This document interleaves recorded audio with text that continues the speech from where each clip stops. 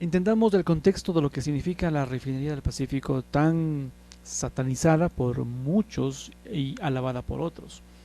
La refinería del Pacífico, en el contexto histórico, nos dice que la explotación del petróleo en el país inició en 1972, durante el gobierno del general Guillermo Rodríguez Lara, entrando así el Ecuador al conocidísimo boom petrolero.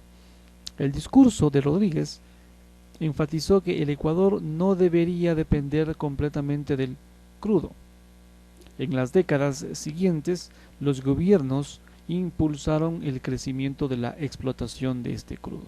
Según las cifras del propio Banco Central, en 1972 el petróleo ocuparía entre el 1 y el 3% del Producto Interno Bruto PIB, mientras que para el 2008, gobierno de Rafael Correa, el peso de este llegaría al 20% del PIB.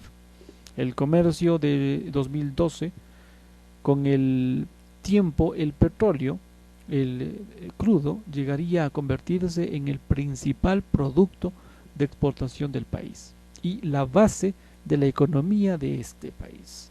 En 2017 se construiría el 29% del total de exportaciones de del crudo. Sin embargo, aun y cuando la producción nacional crecería, no fue suficiente para abastecer el consumo interno, obligando al país a importar productos refinados y derivados para cubrir la demanda social.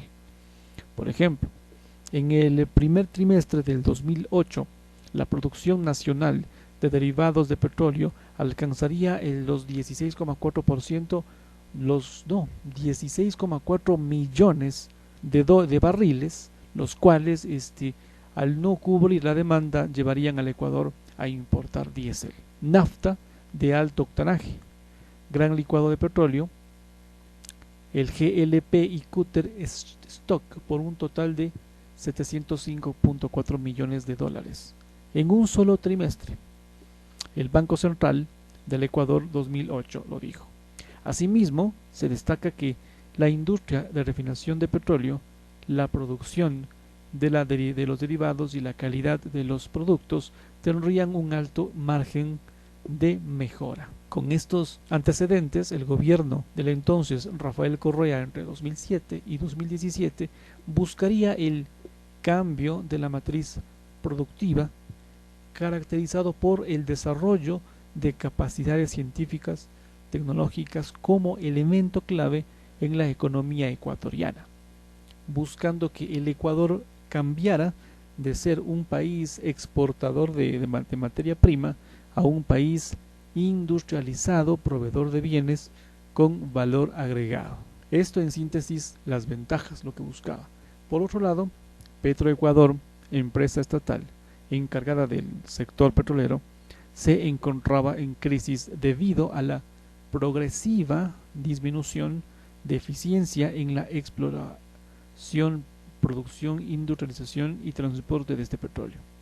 Esta crisis impulsaría a la administración de Rafael Correa a decretar la emergencia en la empresa estatal, sus filiales y todo el sistema. Como resultado de establecimiento de políticas públicas para el cambio de la matriz productiva y como respuesta a la crisis de Petroecuador, el gobierno optó por la creación de proyectos orientados a incrementar la capacidad de explotación de crudo, su refinación y la producción de derivados.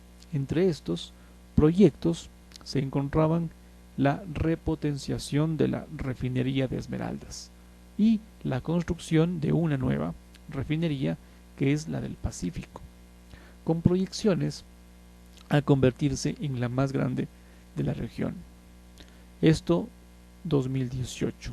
En esta línea, para la construcción de la nueva mega refinería del Ecuador, encontraría en el gobierno venezolano Hugo Chávez un aliado estratégico y ambos gobiernos compartirían la visión del socialismo del siglo XXI y el del ideal regionalista de desarrollo Es así como se conforma la empresa Refinería del Pacífico, en la cual Petroecuador contaba con el 51% de acciones y la estatal venezolana PDVSA con el 49%.